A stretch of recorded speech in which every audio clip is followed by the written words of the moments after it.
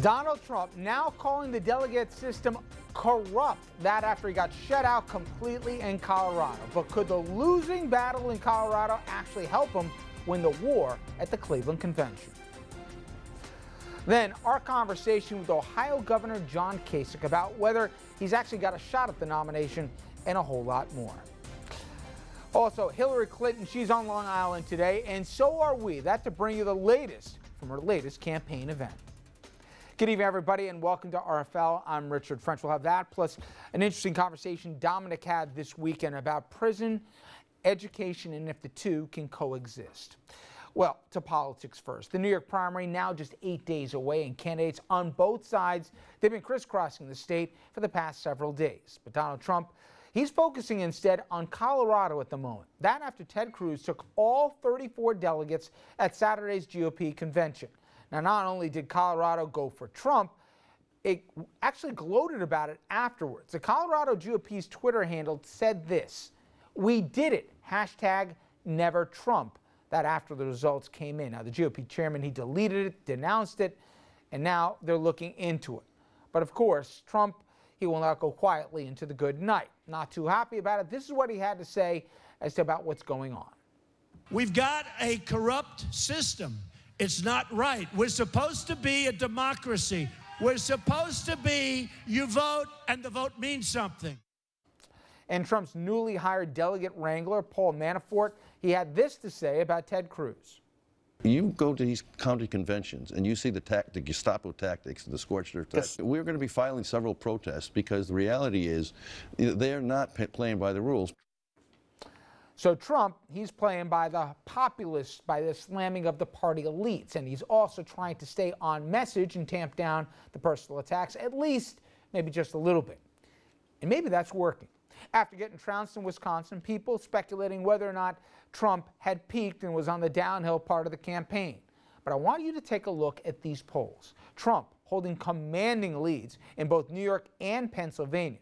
So whatever he's doing, it appears to be working. All right, let's bring out our panel right now. The brains of the outfit, Jeannie Zaino, professor of political science at Iona College, also professor of campaign management at NYU. Dominic Carter, political journalist and author. Interesting conversation coming up. And Andrew Whitman, our senior political correspondent, who had that one-on-one with John Kasich, also coming up this hour. All right, Jeannie, from my vantage point, you told me Thursday, Friday, Trump are his chances, best days behind him in the campaign going downhill. I might have said yes.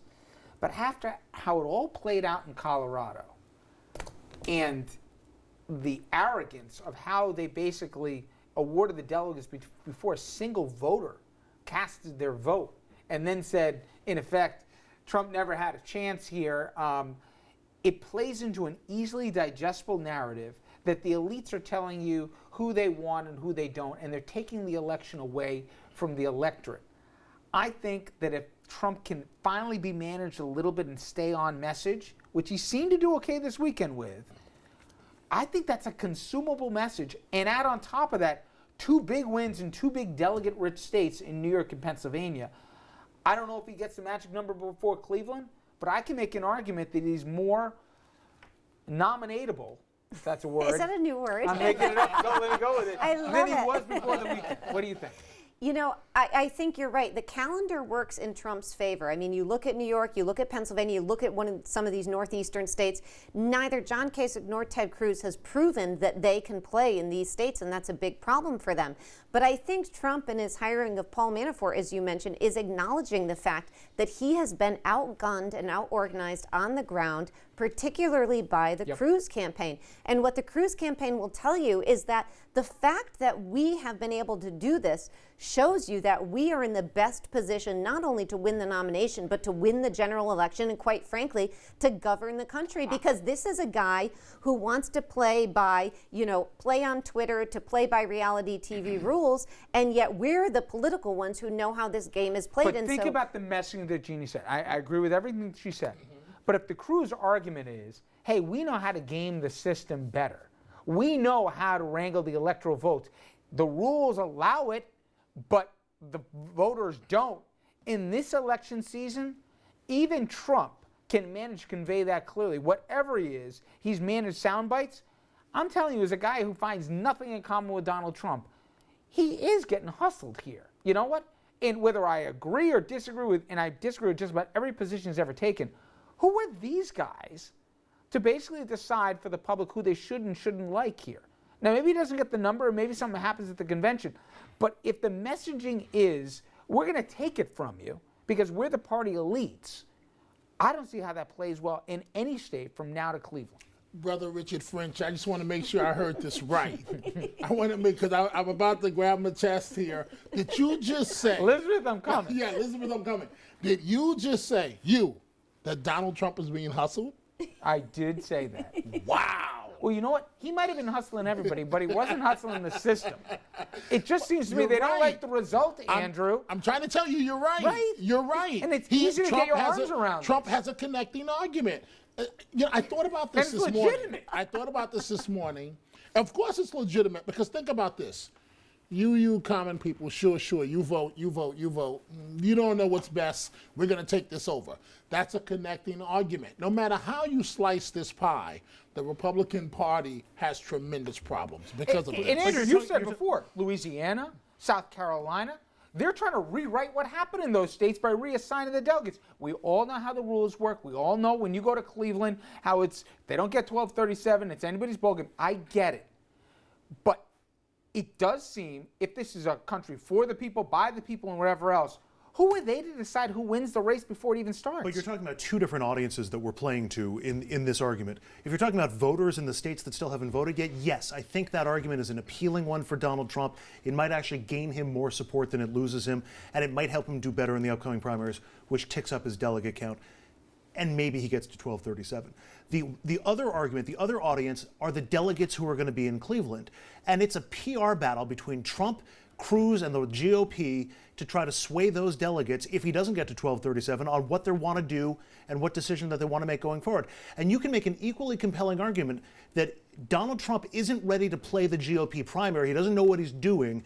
Imagine how badly he'll do in the White House, because if you don't think he knows what he's doing in the GOP primary, imagine all the stuff he doesn't know once he gets into 1600 Pennsylvania Avenue. But how much, Andrew, is that mitigated by two fronts?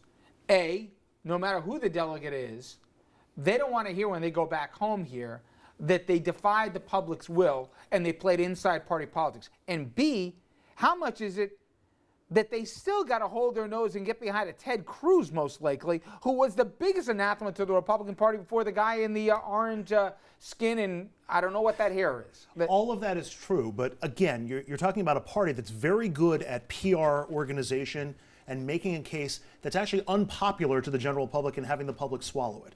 So there are enough quality minds inside the GOP, they can construct that PR case. And you'll see, I bet you'll see ads in the period from the primary leading up to the convention trying to convince voters that this is the way the system is supposed to work. You guys are all sports guys. I know nothing about sports, and all of a sudden you guys are saying, except for Tom Brady, and but besides that, you guys are all saying that, well, the rules may be this way, but for Donald Trump, this just doesn't seem right. This feels like cheating, Jeannie. It does feel like cheating, and nobody knows how the delegate ballot works. Come on. Richard, people may not know, but then they should learn, because that's the way. But they're not going to. But then it this doesn't matter. This is a low information Richard, election and you're cycle. You're saying to Andrew, well, the delegates will go back home and people will be upset. Nobody knows who any of these delegates are. Nobody's going to hold something against a delegate. Nobody knows who any of these delegates are unless Roger Stone releases their information. Every local daily is going to post the name of every delegate. Richard, you know how they... Can I ask you a question? Do you really think that Donald Trump should be given different rules than everybody else running for the GOP nomination? But let me be clear. Because the rules are 1237 or you go to a contested convention. Tom, 1 second. If Jeb Bush, this is your show, so I have to be quiet. No, but if Jeb Bush had the same delegates from the same states that Donald Trump has won, if he had Trump's numbers right now, nobody thinks in their right mind that the parties that be internally would be reconfiguring how the votes actually worked in those states, like in South Carolina and Louisiana. Nobody would think in Colorado they would have awarded it to somebody else before they even voted. But they're not reconfiguring. These are the rules of the game, and this is Trump's problem. You want to play this, Twitter game, that's fine. But you can't win a presidential nomination doing that. You have to organize, as Manafort is trying to do. Before I run out of time here, there was a name that was floated. If somehow, some way, little Hans and little Marco went away, and for political convenience, Rubio worked out a deal with Trump where he'd be his running mate.